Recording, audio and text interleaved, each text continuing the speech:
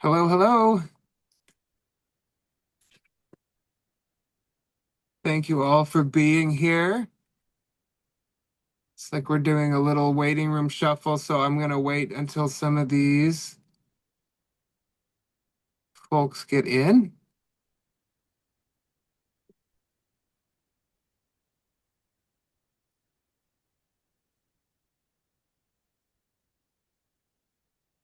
How is everybody doing this evening?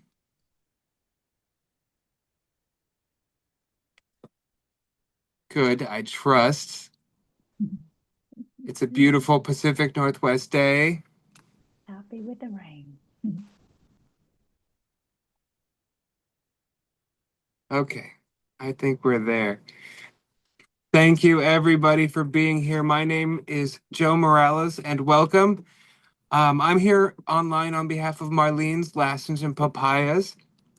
And I'm glad you're with us for part two of Spring Reset series, where we're going to talk about cravings, weight, and mood.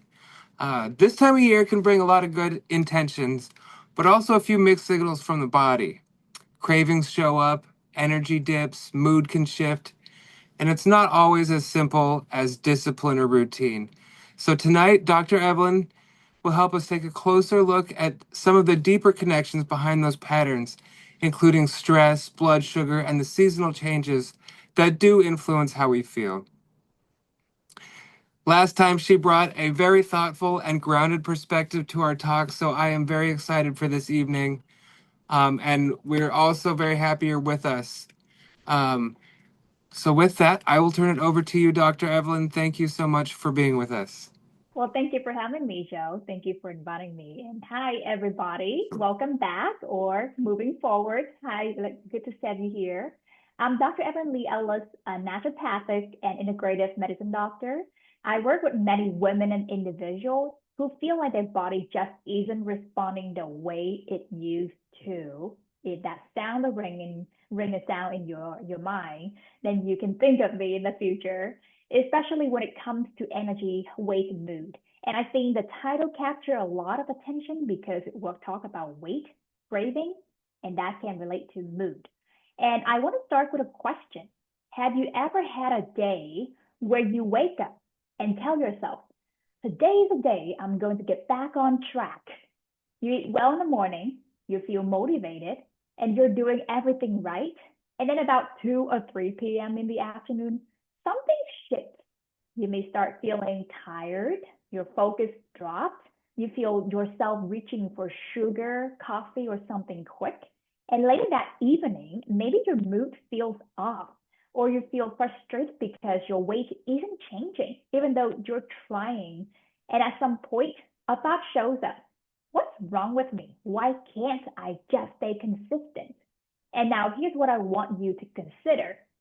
What if that experience is not about willpower at all? Someone in the chat say every day, and yes, I hear you. What if your cravings, your energy dips, and your mood shifts, and even your weight are actually your body responding exactly the way it was designed to? So we have to dig deeper and ask a different question. Because what most people don't realize is this: energy, cravings, mood, and metabolism are all connected through the same system, the nervous system, the stress hormones, and we will deep dive into different types of hormones today. Your blood sugar rhythm, your metabolism. Last week we talked a little bit about the first three rhythms. And when those systems are even slightly out of rhythm, the symptoms don't show up as a lab result first.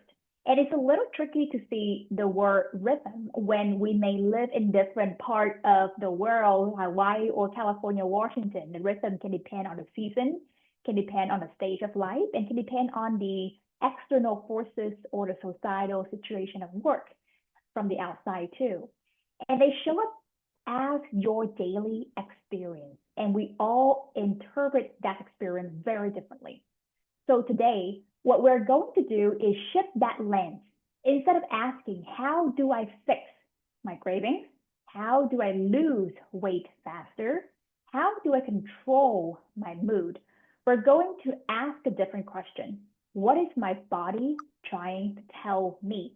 From there, we'll branch out into different strategies, and that could be what this craving is helping me to realize what is this weight is really telling me to do. Because once you understand the signals, you stop fighting your body. Who here have any parts about emotional eating or any body images about people on a magazine? And sometimes it brings out that internal embarrassment or the feeling of not enough and have to fight very hard to be the other person based on what the societal tell us to be. And it is very difficult to live a different life that not yours, right? And once we understand, we can start fighting and we start working with it. So this builds on what we discussed in part one about energy and rhythm. There were resources on that QR scan, the QR code, and that have a replay the slide from part one if you haven't watched them before, and welcome to do that. And after the talk tonight, there will be another email to talk about replay for part two and a slide for part two too. So today we're going deeper into how those same systems show up as cravings, weight changes, and mood. So let me share my screen with you right now.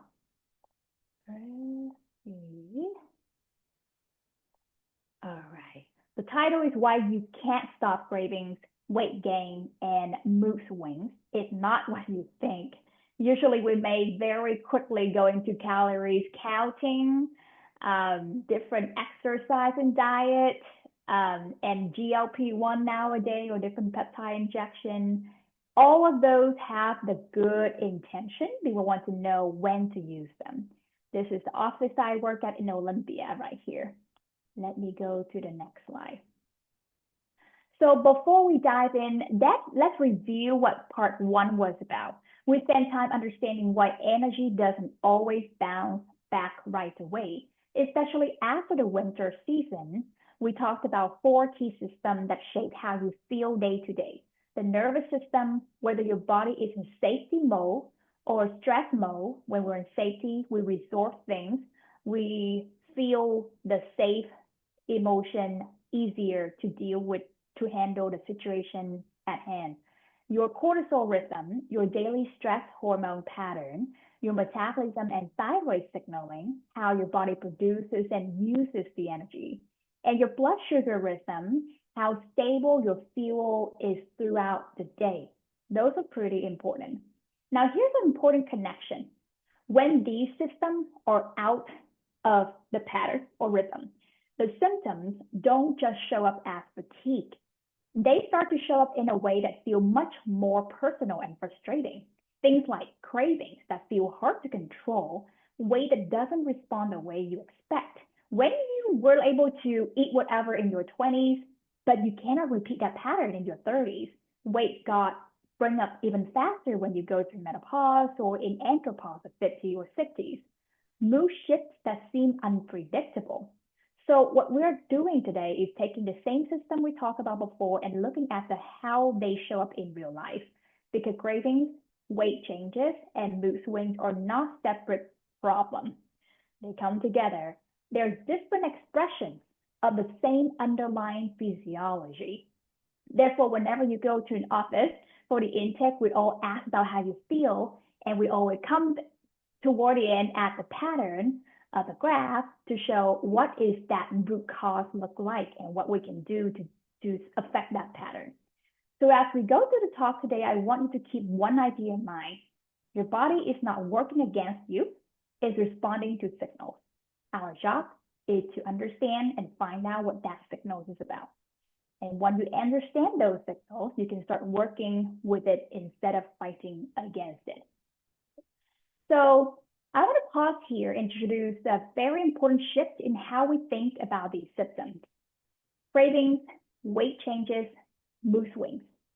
Most people experience these and immediately think something is wrong. Does it sound like familiar? And they may think, I don't have enough discipline. That's why I feel like I need to eat and crave a lot of food. Just need to try harder. That's why I need to go to the gym harder, do detox program at the beginning of the year, after the holidays. I need more control. feel like everything is out of whack, child, children, aging parent, all happen at once, and sometimes the priority got shifted. We don't feel like we're in control of our life. But what if we look at this differently? What if these are not a problems to fight again, but they are just a little details to investigate and understand how these impact our life and how we can really get back on track? Because in physiology, which means the body is always responding to something, we add triggers, we add signals, then there's some sequences that happen after. So our body is like an experiment. It will respond to something we put in. And cravings is often a signal about fuel instability, meaning the nutrition we put in the body or the energy that we have existing in the body, is it stable or not? And that relates to the hormone of estrogen, progesterone, or for men, testosterone as well, go up and down. Or the stress demand, if cortisol is too high, job is too stressful, personal life experience is just too stressful, then that craving, that fuel will also like depress that amount of fuel you need in order to support that cortisol pathway to go up.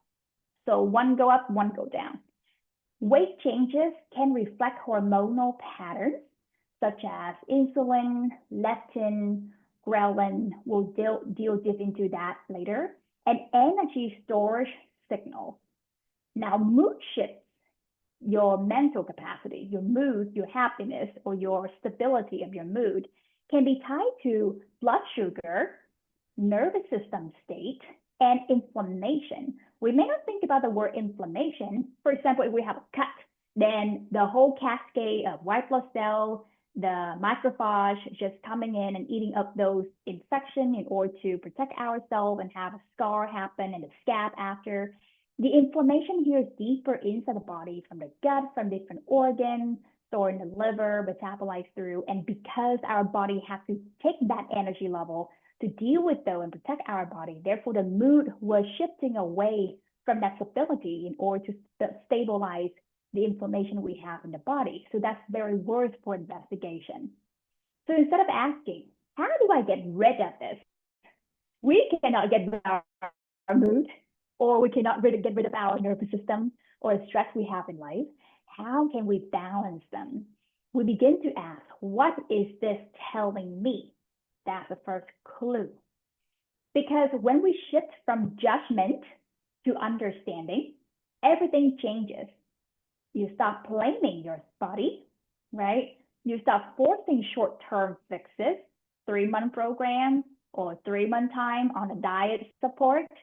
That feels hard, and toward the end you feel like, oh, you're achieving something. And some people don't even finish them because they feel like they were not successful before.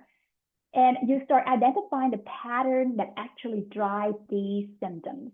And the more you go through the pattern, it will help you recognize. And the point also is being honest to face what has happened and what have we experienced in our life. So therefore we can point out what was the root cause about that. So sometimes emotional stress, trauma in the past will store somewhere, someplace in your muscle memory.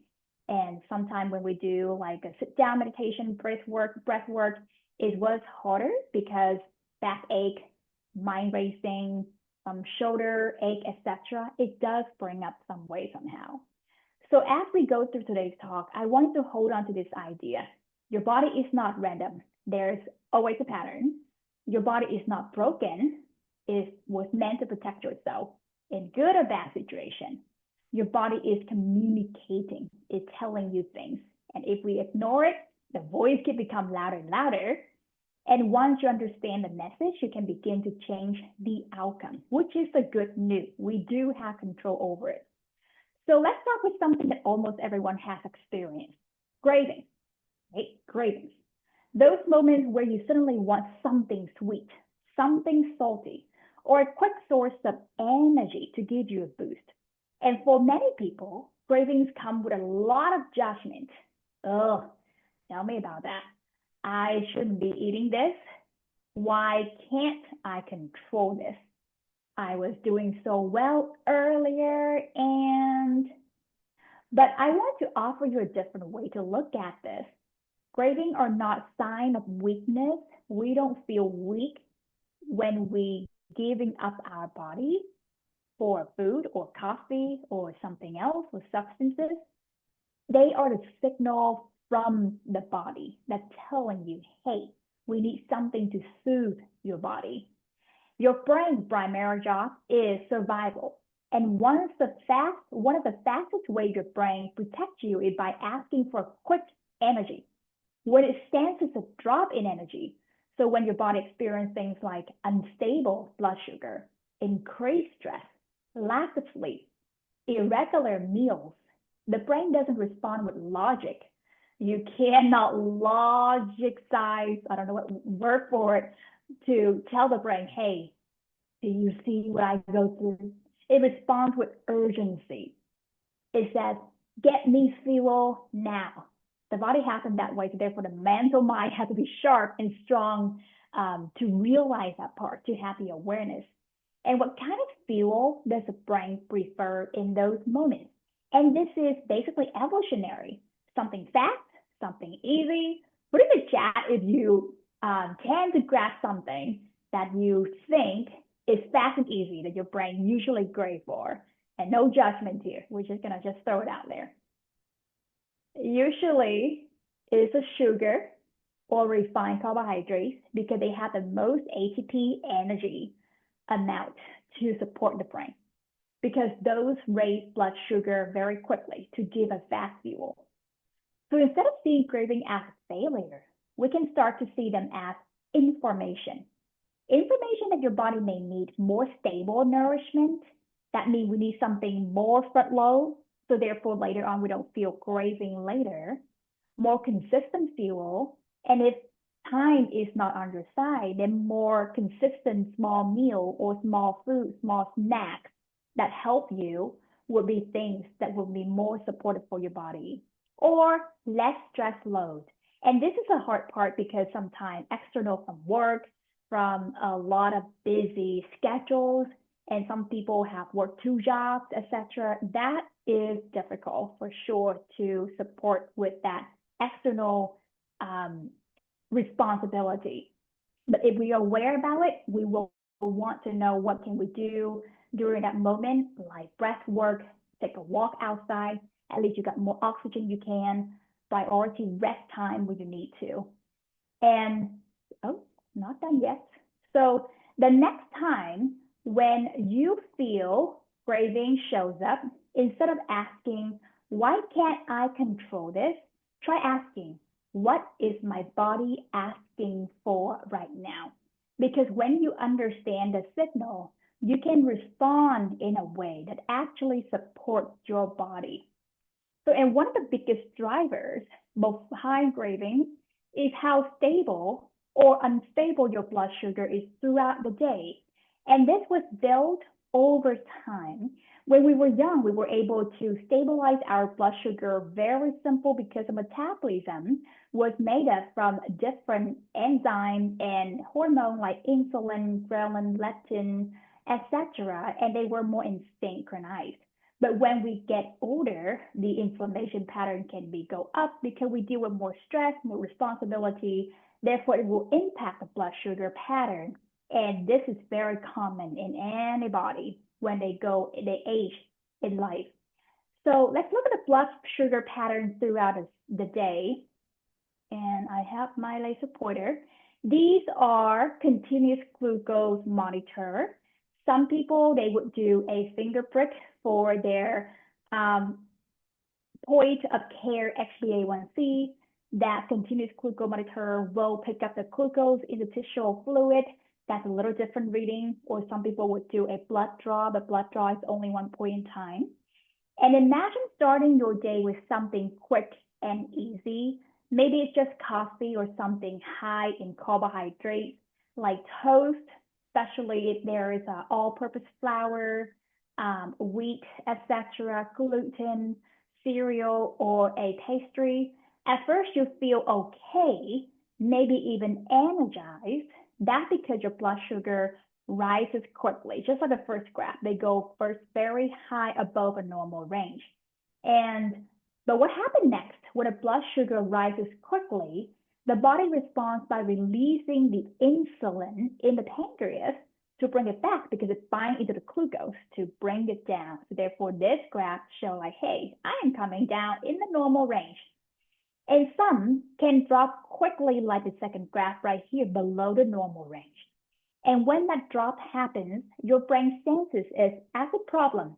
At first, you feel it, you do your job, your body tells you, but then that in resistance would drop too fast or the crash happen, then there's a problem the brain is sensing. And because your brain depends on glucose as primary fuel, glucose.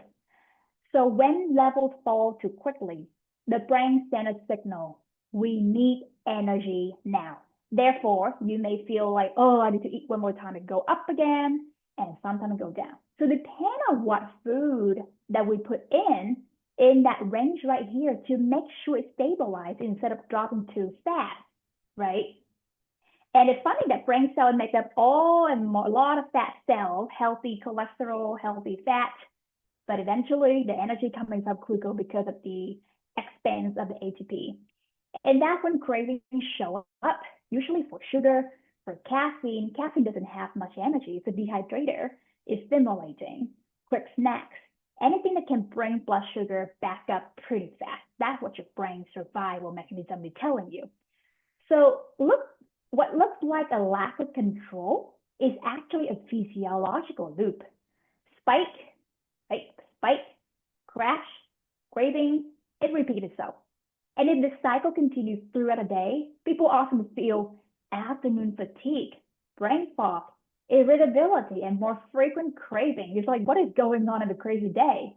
And imagine when women, especially you go through that period PMS time, or either you have that time in that cycle of the high level ovulation in day 12, day 14, that is when the hormone will influence the blood sugar back and forth as well, because everything is coming from that brainstem to release the activation of a hormone into the organ to release that hormone.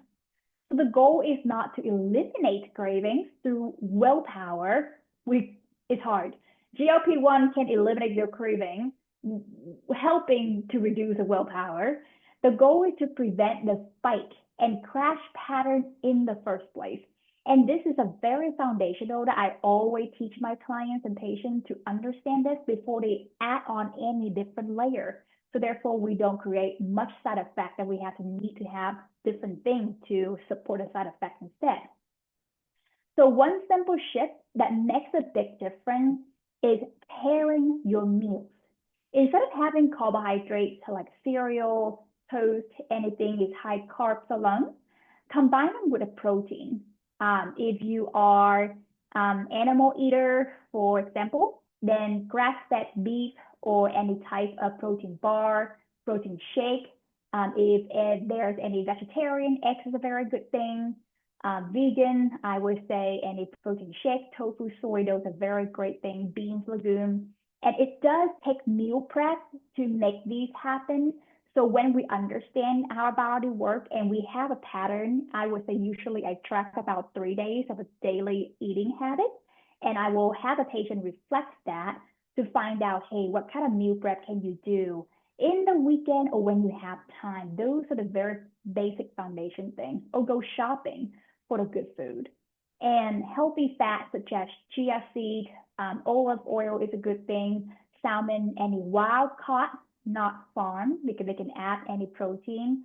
And the reason why I said about grass-fed meat, because we don't want anything in a farm as much, because they have a lot of antibiotic or the growth hormone stimulation.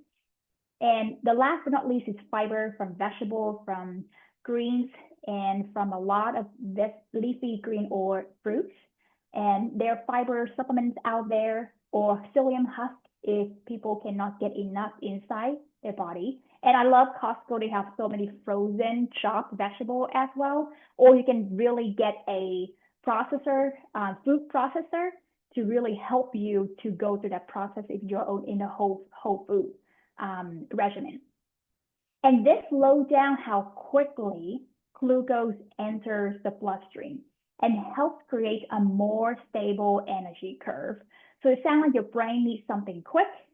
Okay, that's a good signal. We want the stable energy, so therefore it doesn't spike too much up and down. If we keep the spike too much up and down, then insulin resistance eventually will happen for sure. We don't know how long, depending on genetics, it can happen very fast, or family history. It's all about lifestyle, and these can be prevented once we understand. Pair the food, make sure we do it long and hydration enough.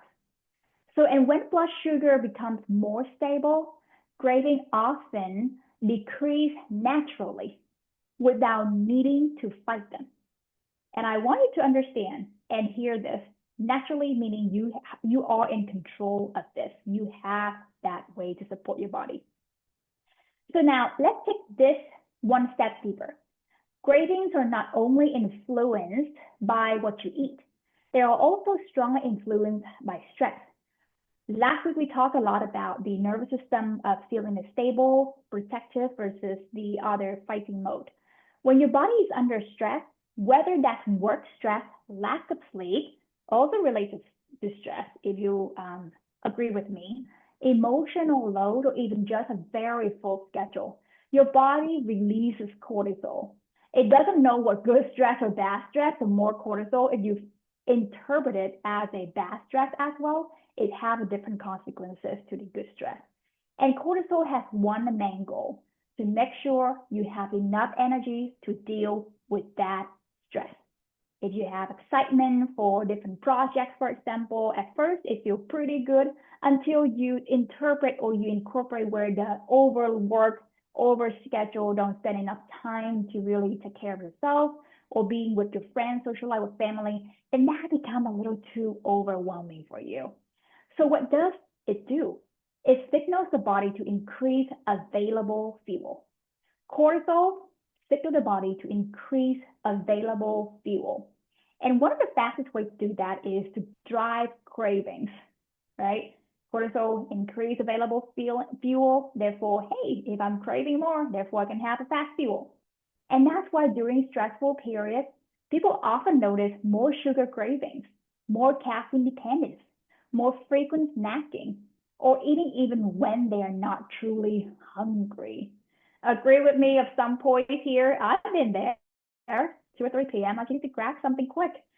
And caffeine dependence. One thing the body will crave for the stimulant, I always tell patient or client to alternate or substitute with the mushroom powder plan, or mud water is a great example out there. Anything have adaptogens plant out there, because Cassandra, ashwagandha, depends. Some people have allergy or sensitivity to ashwagandha, just beware about that. Or astragalus, a few magnolia, and a few more herbs can really help to tonify your adrenal gland during a stressful time. And there's another layer to this. When you don't sleep well, the body also ships hunger hormones. Ghrelin, the ghrelin, feeling growling in your stomach, ghrelin, the hormone that increases hunger, goes up. Leptin, the hormone that signals fullness, goes down. So now you're not only more stressed when you lack of sleep, you're also biologically more driven to eat when we lack of sleep, right? And we can measure these numbers and measure leptin whenever people talk about, hey, I want to check into weight before. A few tests, for example, HbA1c, fasting insulin, leptin is a good thing to test for. hsCRP is an inflammation marker. Ferritin is another good iron storage to represent inflammation marker as well, to test into that. So again, this is not about willpower. This is about your body trying to protect you and keep you functioning. So instead of seeing cravings as something you need to fight, you can start to see them as a signal and go back in time to find out how was a pattern of sleep, of stress, of mood going on. And your body may be under more stress than it can comfortably handle right now, right? So one simple place to start is not just asking, what should I eat? But also asking, how is my stress level today? Did I sleep well last night? Have I given my body any recovery time? That is important. And I think in this society, we sometimes can overwork and we ignore that question. Recovery time. It usually means like after workout, but actually like after a busy schedule, a busy season, vacation, maybe get away, go somewhere with nature, something that makes you feel joy and happy. Because when stress comes down, cravings often follow. And when these patterns continue over time with repeated stress and unstable fuel, they don't just affect cravings. They start to influence how the body stores energy. And that's where weight regulation comes in. So these are the few action steps. You're welcome either take a picture or just get a QR code. You get all the resources. And for example, protein within 90 minutes of waking to really start that fuel in your body to help with the brain stability. And front load more of your calories earlier in the day. I highly recommend it. It will prevent you from feeling craving later in the day. And your metabolism and cortisol rhythm are naturally higher during the daytime. We reviewed that pattern of cortisol high in the last week, which means the body tends to process fuel more efficiently earlier rather than late at night. And third, avoid eating carbohydrates by themselves whenever possible. So we talk about fibers, protein, healthy fat. The first bite is a protein is the best choice of food in order to make sure that we don't really spike up the glucose first. Protein will help to bind the glucose and stabilize them. And another helpful strategy is the 3 p.m. reset. Many people notice that energy dipping around mid-afternoon. Instead of reaching for caffeine or sugar, try a short walk combined with protein snack. That combination helps stabilize blood sugar and refresh mental focus. Or take a adaptogen, drinks, tea, or supplements that will also help. And consider closing the kitchen 2 to 3 hours before bedtime. Allowing the body time to digest before sleep supports both metabolic rhythm and sleep quality. Now, there is a study regarding to your olfactory, which is the smell, and the visual. If you have food, you have your kitchen, you have your fridge open and your pantry open, your eye will look at it and will wonder, what can I have right now? Or what could I have right now? That mental, it keeps playing until you really grab something at night and you're going to eat them. So close the kitchen early. It will help when you put things away. And finally, maintaining regular meal timing throughout the day helps the body anticipate fuel rather than entering a stress response when energy suddenly drops.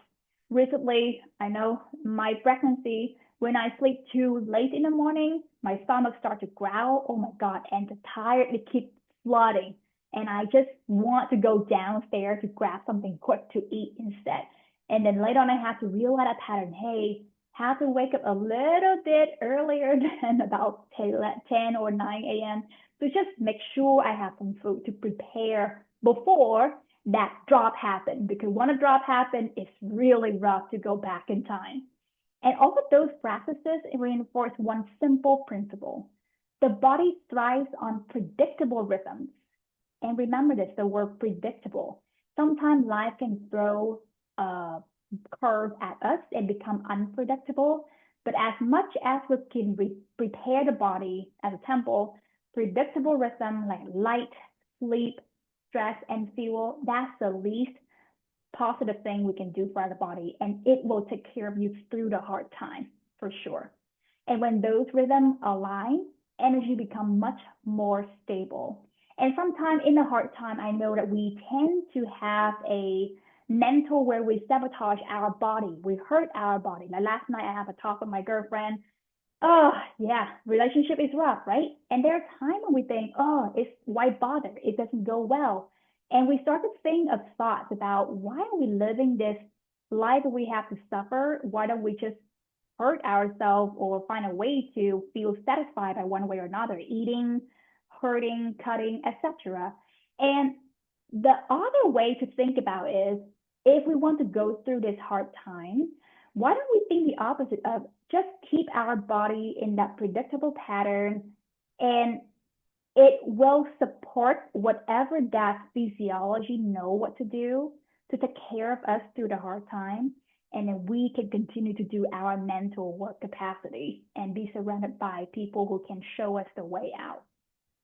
So tonight we talk about several systems that influence energy: the nervous system, cortisol rhythm, metabolism, and fuel stability.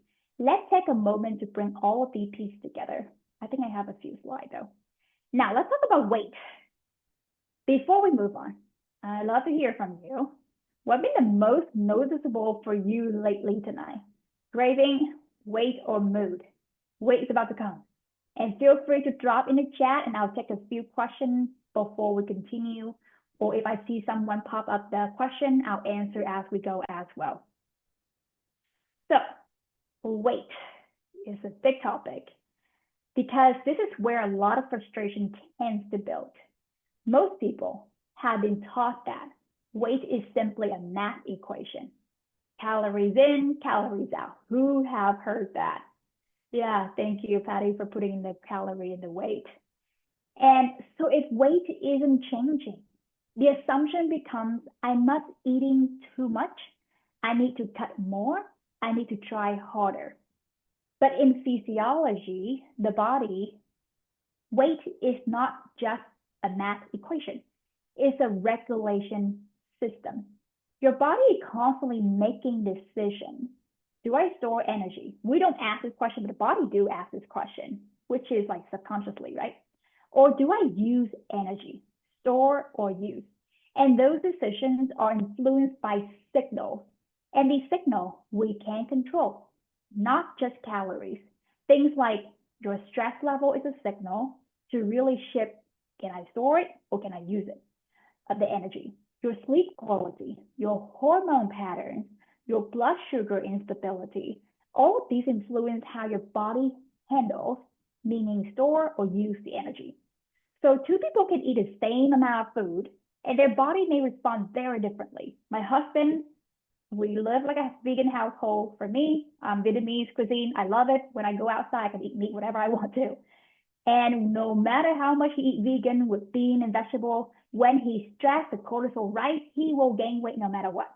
For me, metabolism is still fast. I just become like this little malnourished person. And when I was young, we were malnourished when I grew up in Vietnam. Therefore, that traditional and that heritage can still bring with us somehow, some way, the way we metabolize. Until 40, 50, it's a different story. Because their internal signals are very different. When the body senses stress or instability, it tends to shift into protection mode. And in protection mode, the priority is not weight loss. Hear me out on this. In protection mode, when you're stressed or glucose instability, the priority is not to lose weight, not to lose the weight. So sometimes we force ourselves, we want weight loss and we feel stressed when we talk to a provider. I want weight loss, I've been trying different type of diet and I can't not get there. The priority is survival and energy conservation. The word energy conservation, let's talk about this. Instead of asking, how do I eat less?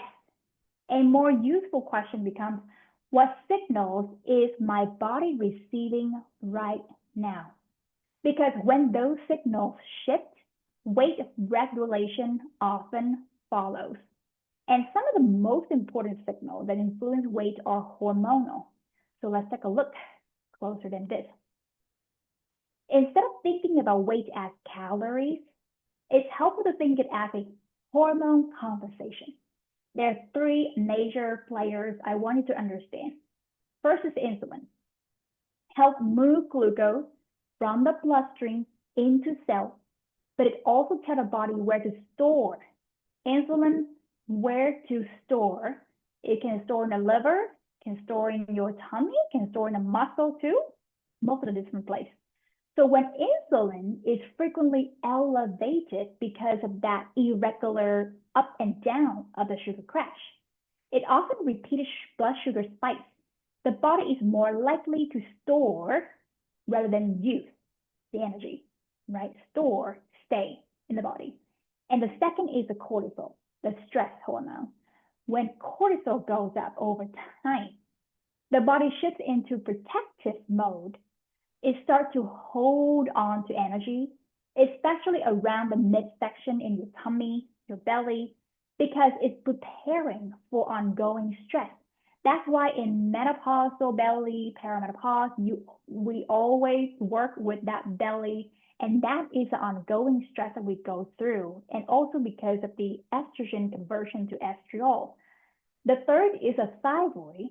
Thyroid, which is a gland in your neck right here, help regulate how quickly your body uses the energy. Thyroid quickly uses energy. When thyroid signaling slows down, like hypothyroidism or subclinical hypo, metabolism slows down. And that means energy is used more slowly. And it can feel harder to maintain or shift weight. So when you look at these closer together, insulin influences storage, cortisol influences protection, thyroid influences speed. And all these three of these are affected by the things we talked about earlier: sleep, stress, meal time, daily rhythm. One is a language from the outside, how we feel. The other is a language from the inside of what your body is doing. So again, weight is not a random thing. It's not just about how much you eat. It's about how your body is being signaled to store, to protect, or to use the energy. So when these signals are out of balance, the body may hold onto weight when you're trying to do everything right. So let's talk about something many people experience but don't always talk or understand. That feeling of I'm doing everything right, but my weight is not changing. This is often where frustration builds because from the outside, it looks like it should be working. You're eating better, you're trying to exercise, do more cardio or more weight, you're making an effort. But internally, your body may be receiving a very different message. Have you know anybody who run a marathon, who love running, work out a lot, but eventually they just keep feeling very, very tired, right? Their body is telling them, hey, recovery time needing, nutrition needing to really support that high metabolism life. And if the body senses stress, inconsistency, or pressure, it can shift into what we talked about earlier, protection mode. And in protection mode, the body's priority is not weight loss. The priority is stability and survival. So what does it do? It hold on to energy and slow things down, become more resistant to change. The body has one way of setting that I want to keep that energy conservation for the things that need in the body, and I will not change it. And this is why sometimes eating less, which can cause the cortisol go up because the nutrition malnourished can be another stress hormone. Exercise more can also sometimes can cause the cortisol to go up if we're not careful enough to really bringing that down. Pushing harder is another mental capacity that a lot of us will really push, can actually make things feel more stuck. Because from the body perspective, that can look like more stress, more demand, less safety. So instead of releasing weight, the body tightens its grip, not because it's working against you, but because it's trying to protect you. So when weight feels stuck, it doesn't always mean you need to do more. Sometimes it means the body needs more consistency, more stability, and less stress load, and slow down to reflect of what this means for the body. And your body doesn't resist change, it resists the stress. And when you shift those signals, especially through rhythm, nourishment, and stress support, the body often becomes much more responsive again. So if we think about the weight through the lens of signal, the goal is to not restrict harder, is to create more stable inputs for the body. So the body can predict that pattern. Hey, it's time to have breakfast, it's time to have lunch, it's time to have dinner. or it's time to relax, it's time to work, it's time to focus, etc. And these are very almost similar to the previous action steps. Protein early in the day, mealtime consistency, reduce late night eating. And instead of asking, how do I cut more food? Think about, how do I make my signal more consistent? And that question will change from stages of life from a different ages. Because when the body feels stable, it becomes much more willing to shift. Let me put an example regarding to the stage of life. For example, for women in their menopause, they will work out differently, doing more weightlifting training in order to preserve the muscle. So the energy level to fuel in to do that activity is about that protein, but also the microbiome with the fiber, healthy fat. And in a younger life, when they have more of those cardiovascular health, they can do that cardiovascular on top of that weightlifting as well. So the earlier we can be in that movement, that capacity, then it will help us longer in the future. And let's talk about mood. We have about 15 minutes, so I will go through this with you. So now let's shift into something that many people feel, but don't always connect to physiology. That's mood. Mood is often treated as something purely emotional or mental, right? So when mood feels off, the default response is always, I need to think more positively, like positive psychology. I need to manage my mindset better. But what I want to offer you is a different lens. Mood is not just psychological, it is deeply biological. Your body is constantly sending signals to the brain, and those signals shape how you feel. For example, when blood sugar is unstable, you may feel more irritable, anxious, or shaky. When cortisol is elevated, you may feel wired, restless, or on edge. And when your system is depleted, you may feel low, unmotivated, or flat. And these shifts in mood are not random. They are not a personal failure. They're often a reflection of what your body is navigating internally. Have you heard about different speakers? They think about, if you want to change how you think, change your activity, your behavior, your actions. It's coming from what we feed in the body in order to produce that signal for your brain to feel a certain way. So instead of asking, what's wrong with me? A more helpful question is, what is my body responding to right now? Because when we start to understand that different question, we can respond in a way that actually supports that system instead of fighting it. So, and when those internal signals become more stable, mood often become more stable as well. So when we look at mood, there are a few key patterns happening in the body. When blood sugar is unstable, mood can shift quickly. You may feel irritable, anxious, or low energy. And sometimes people feel like, oh, this person has a very difficult personality. They just go up and down. When a nervous system is under the stress, you may feel wired, overwhelmed, or easily triggered. And when the body is fatigued or depleted, mood can feel flat, unmotivated, or heavy. And those fluctuations happen for a reason.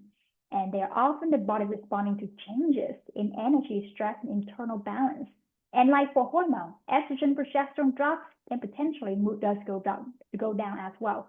Similar to men for fatigue, that when testosterone drops, their fatigue, their stamina go down. They can't do what they used to do, surfing, exercise before. That affects your mood as well. So stable physiology supports stable mood. And when we begin to support those systems consistently, mood tends to follow. So step 3, action step for you, that I wanted to step back, look at the bigger picture. Cravings, weight, mood, these are not separate problems. They're different expressions of the same system: nervous, hormone, metabolism, and they're constantly communicating with us. And when that system feels unstable, out of ordinary, you see it show up as more cravings, weight that feels stuck, mood that feels unpredictable. So, but when that system becomes more stable, that signals start to change gradually. Craving can become quieter, energy becomes more steady, mood becomes more even, and the body becomes more responsive. If any of these haven't come back, we always go back to the drawing board of what was out of the balance. So this is not about trying harder. It's about working with your body, your biology, your physiology, not against it. And that starts with small, consistent shifts, more rhythm in your day, more stability, how you feel. Could be sit down to do a meal prep. In the family, it takes a little more time to train everybody on the same thought, right? And more awareness of what your body is responding to. And awareness, we have ear, eyes, senses, nose, touch. And those are the senses that build the awareness. And you can always come back to those 6 senses for you, or five, right? Not perfection, just better signals repeated consistently. So last week, we go through the spring energy recovery plan. Day 1, day 2, ditch and swap. Now, this week, we will go through the detox and deep clean. So what it looks like is on the next step, detox means not too extreme, just support your body naturally and intentionally. For example, you can plan to take a detox bath in the weekend when you have that bathtub open. Declare to everybody, I need to take my self-care time. Or sweat sauna in your gym, you have that access, or there's a relax sauna at night at home that you can purchase as well. And dry brush is a very good for lymphatic drainage. It's very helpful to really remove our toxin.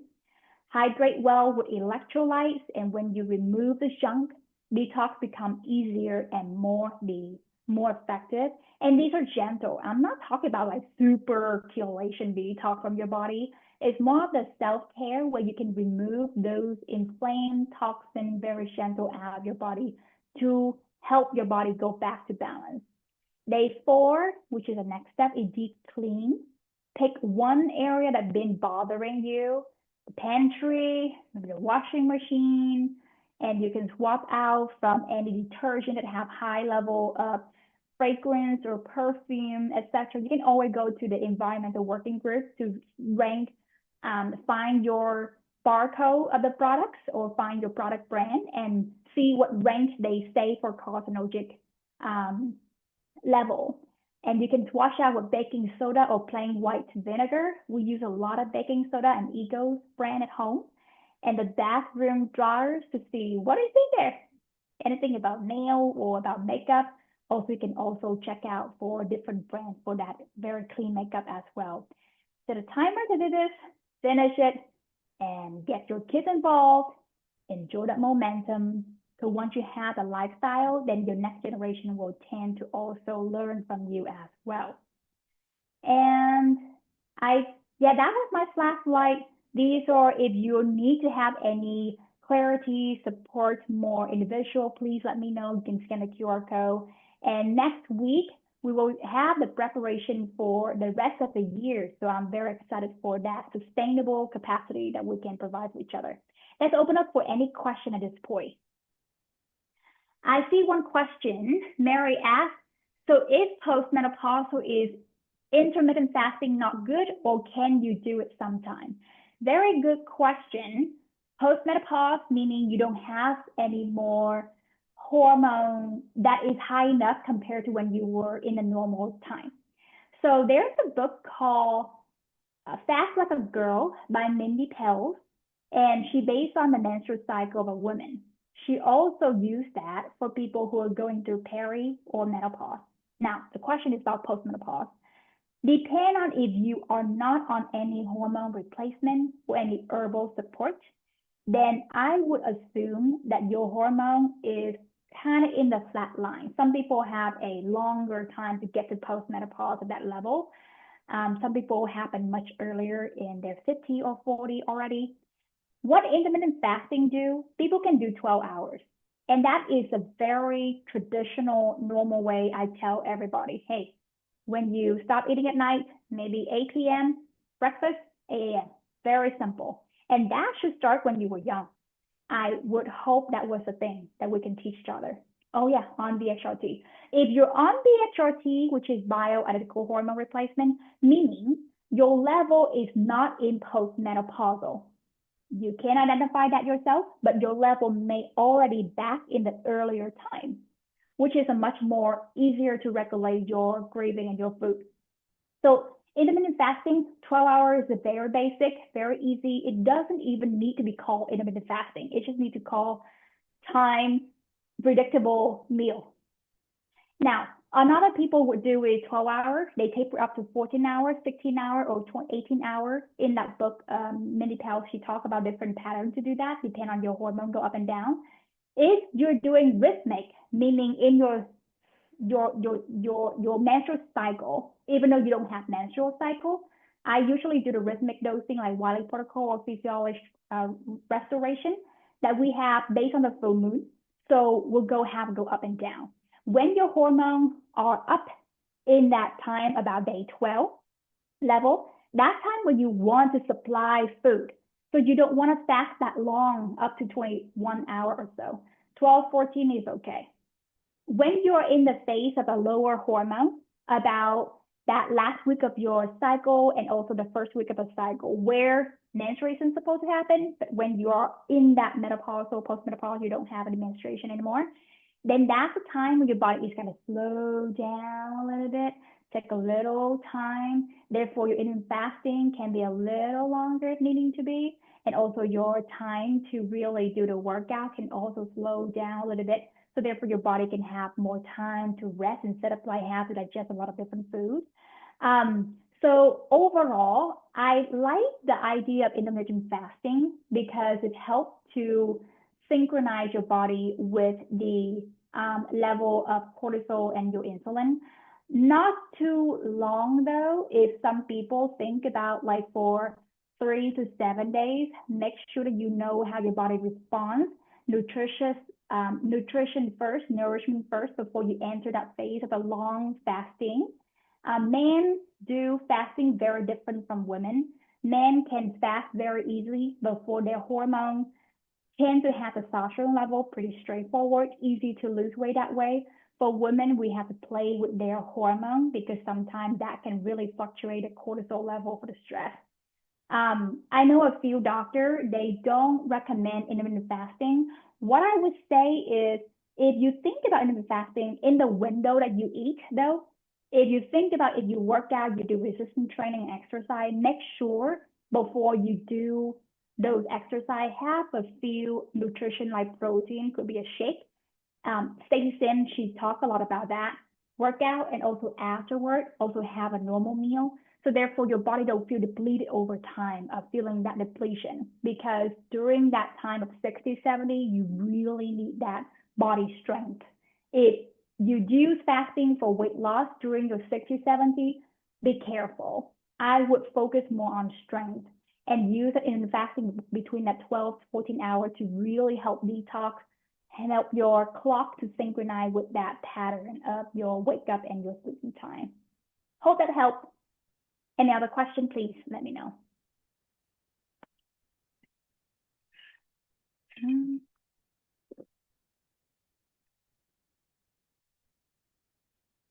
Yeah. Good for you, Mary. 70 years old. Thank you for being here. Always learning. And if you missed part one, the QR code has the replay, like in that corner right here. And after the talk, I will send another email to every registrant so they can have the replay for part two and all the resources, other things too.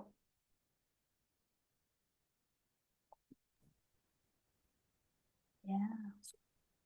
Thank you so much, Dr. Evelyn. You're That was, welcome. I loved it. The image that's stuck in my head is that like a vehicle stuck in the sand, just trying so hard to get out. I think that's like just makes it harder. What a good point. Yeah. Thank you.